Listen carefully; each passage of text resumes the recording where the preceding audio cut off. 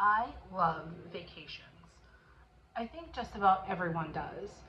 We all need that time of rejuvenation, relaxation, or even just going someplace to have fun. This past summer, I needed a break from work and life in general, so I accepted an invitation to a family reunion, a mini vacation in the middle of summer. It's not even my family that invited me, friends that are like family.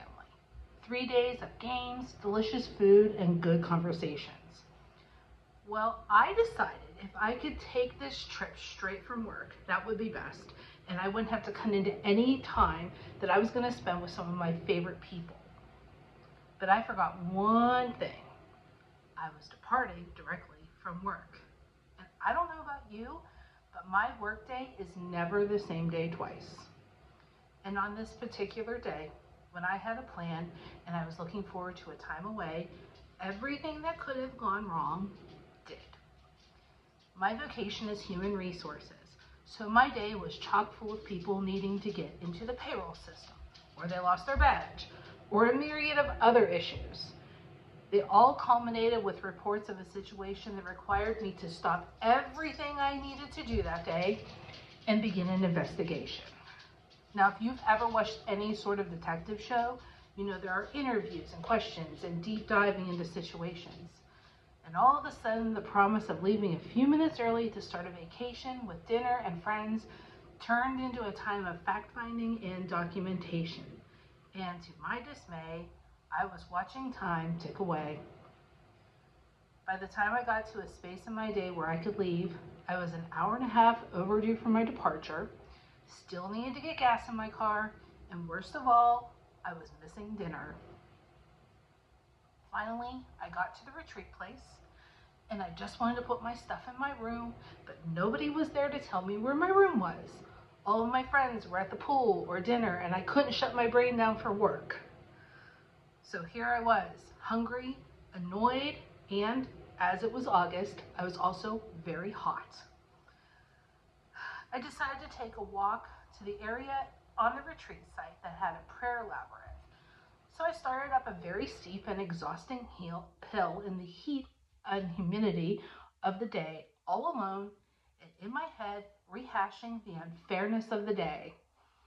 That is until I made it to the top of the hill, and there in front of me, stretching out for miles and miles, was the most majestic sunset I had ever seen. In the book of Isaiah, we read about a time where the Israelites were not home either, but they were also not on vacation. We are entering into their story during a time of exile.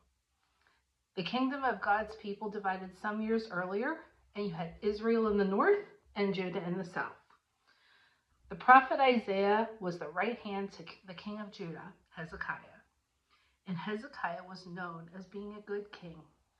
He was focused on reforming the nation from their sin, forsaking idols, and bringing the nation back to God. But Hezekiah had a problem. He was arrogant. At some point in his life, he forgot what God had done, and he took a foolish moment with foreign kings to show them the wealth of his kingdom. Actually, it was the wealth of God and his kingdom. Anyway, that choice was going to cost him and his people. You know, the people of Israel were always followers to whoever was in charge, and they happened to follow a long line of lousy kings who forgot all about God. After decades and decades of this pattern, God finally had enough, and both Israel and Judah were sent to captivity, one to Assyria and the other to Babylon. And with those captivities, the Israelites picked up their old mantles of murmuring and complaining. Stop and go back to my story for a second. See, the problem at my job wasn't the problem. Just like the Israelites, I lost my focus on God and his goodness. I was making life too much about me. My identity wasn't secure, and my poor me attitude got the best of me. Much like it always does for the Israelites, whether they're in Babylon or Assyria or even back in Egypt, they seem to be born complainers. They lost focus on the one who called them unto himself. They were being self-centered and focused on their circumstances, just like I was that day. But I felt forgotten.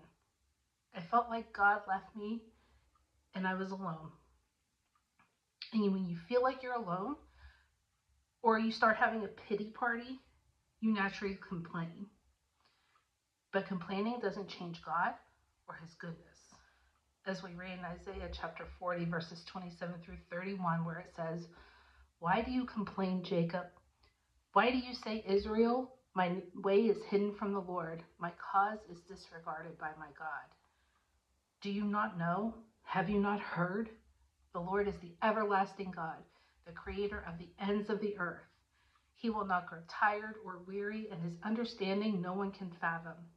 He gives strength to the weary and increases the power of the weak. Even youths grow tired and weary, and young men stumble and fall. But those who hope in the Lord will renew their strength. They will soar on wings like eagles. They will run and not grow weary. They will walk and not grow faint." See, when you start to read this passage and you know the history of the murmuring Israelites, why in the world does God start about his attributes instead of just finally telling Israel to stop complaining? After all, he's pretty direct and he calls them out for the way they're talking. Think about this claim in verse 27. They said, "My way is hidden from the Lord. My cause is disregarded by my God." This is honestly one of the saddest verses in the Bible. But it's where Israel was stuck. God wasn't stuck. He sent Isaiah the prophet with a word of encouragement. And I think there are three things God is really saying here in chapter 40. They were relevant then, and they're relevant to us now. First, Isaiah reminds them God is a God of remembrance. Verse 28 asks, "Do you not know?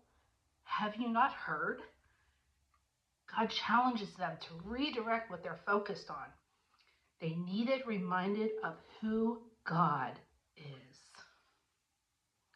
Listen, God constantly reminded them of his goodness. This is one of the reasons when they left Egypt centuries earlier, he instituted the Passover. He wanted them to remember who he is and what he has done, because that was the only way they would know who they really are and who they belong to. They were no longer slaves. They had a new identity. But human minds automatically drift to our pain, our problems, and our past. God loses no time to change direction, and he reminds them of his attributes. He is everlasting.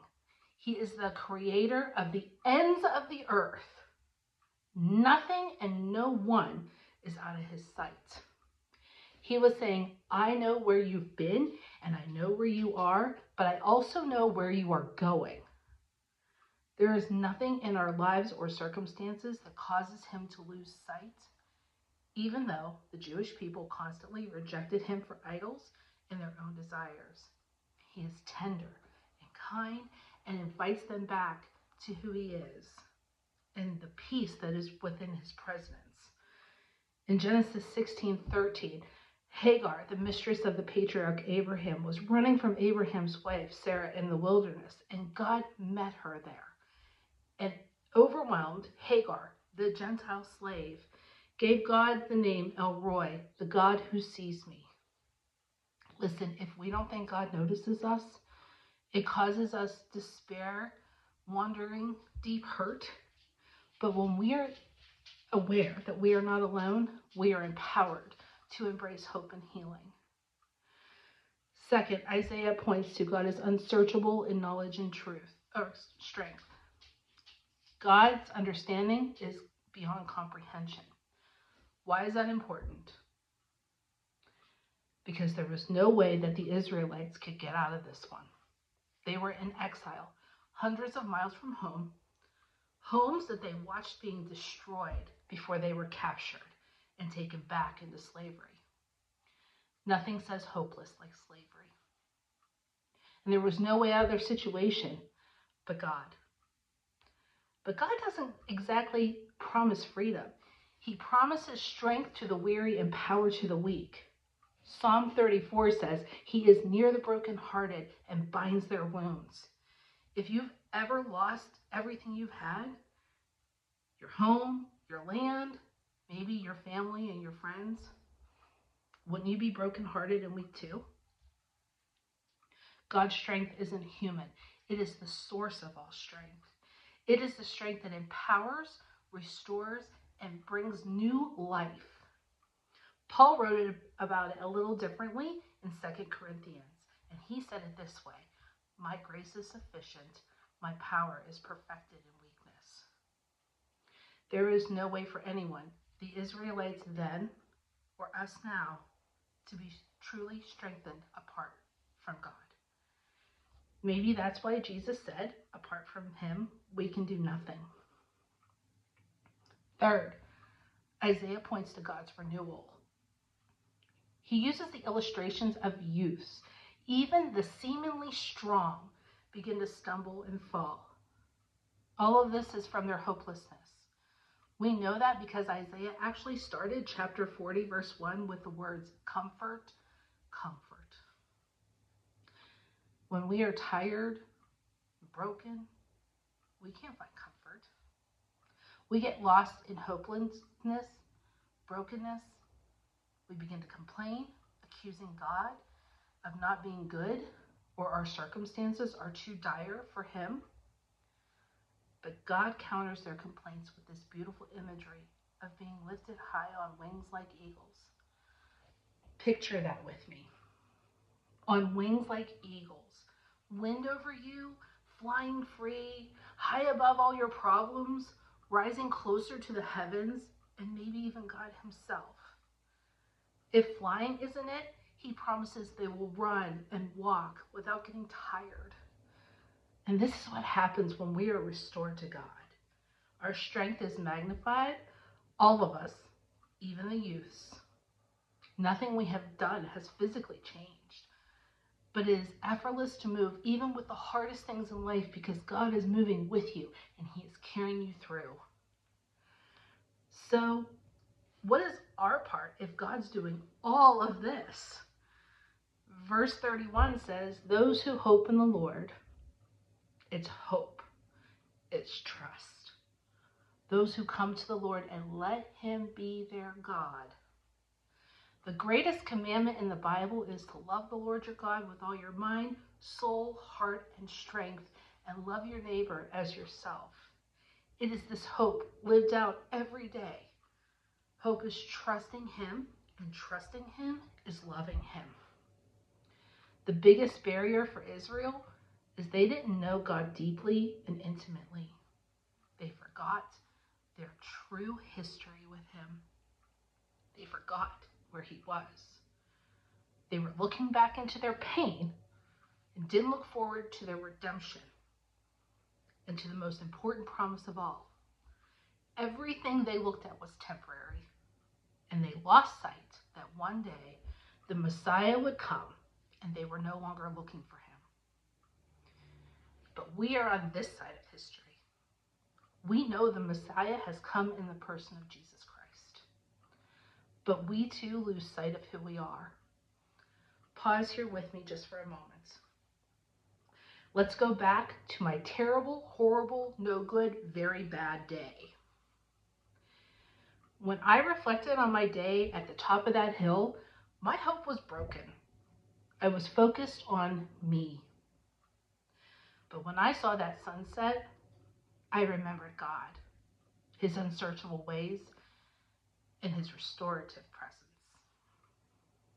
I was no longer complaining. I took out my phone, took a picture of the sunset, and sent it to my boss, telling her, remember how I said I was going to be focusing on work for the next few days? I'm not going to be focusing about work anymore. I was remembering God and his glory and the things that are unsearchable in him. Jesus never had to be reminded of the glory and goodness of his Father. He doesn't need reminded of who you or I are. We are in him when we accept his free gift of salvation. We all come to the cross and are faced with this decision: yes or no to Jesus. If we say yes, an incredible truth and hope becomes ours. Galatians 2:20 says, I have been crucified with Christ, and I no longer live, but Christ lives in me. The life I now live, I live by the faith of the Son of God, who loved me and gave himself for me. And there is no greater love than this. Isaiah 40:28 said, do you not know? Have you not heard? Jesus is the good news of the gospel. I never have to face anything on my own, and he has not forgotten me. He has not forgotten you. Do you know my friend Jesus? Do you know him and need a reminder of who you are in him? He is the God that sees me and he sees you. If you don't know him, I would love to introduce you to him. In his tenderness and compassion of our everlasting God, in whom we have all hope.